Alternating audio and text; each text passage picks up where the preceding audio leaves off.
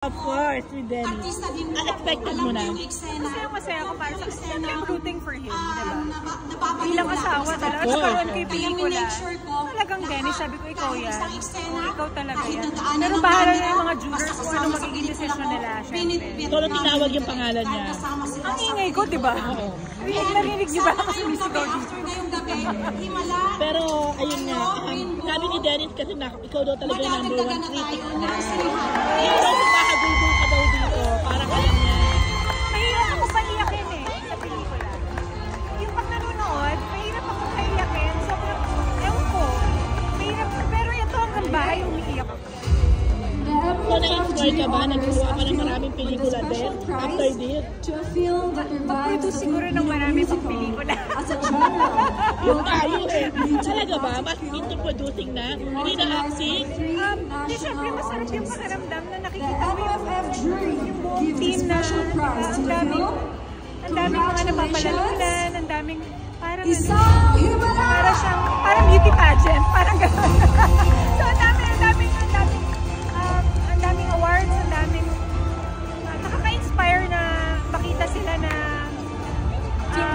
nagbubunga lahat ng pinaghirapan nila. Kasi alam ko mahirap para sa kanila yung gawin tong pelikula na to. Alam ko yung pinagdaanan ng asawa ko, umuwi ng araw, paano ba? Umuwi ng gamit, sumisegue sa ibang show, uuwi ng maduming-madumi. Yung ganun yung talagang hirap. Tapos yung kasama niya, sinisend sa akin yung mga eksena niya, mamang hirap, binubugbog na naman siya dito. Yung ganun. So, parang para sa akin, nagbunga lahat ng mga pinaghirapan talaga. Hindi lang ni Dennis, kundi ng lahat ng bumubuo ng Green Bone, si Ruru, si Direk.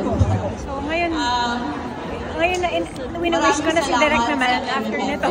Maraming salamat. Jen, 2025, ano mga 2025, ano ba? May ilalabas ako album under Star Music. Tapos may pelikula kami ni Dennis na lalabas ng February.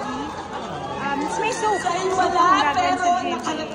Nag-sign up ka na ba ulit? Wala pang official. Pero good as ano na yun? Hindi naman ako aalis. Ito naman, si ate. Ito naman. Ito na rin yung mga bilbil ko dahil. O siya yun na. After New Year, kailan anong plano nyo this New Year? Bakasyon lang sandali bago mag-back to work.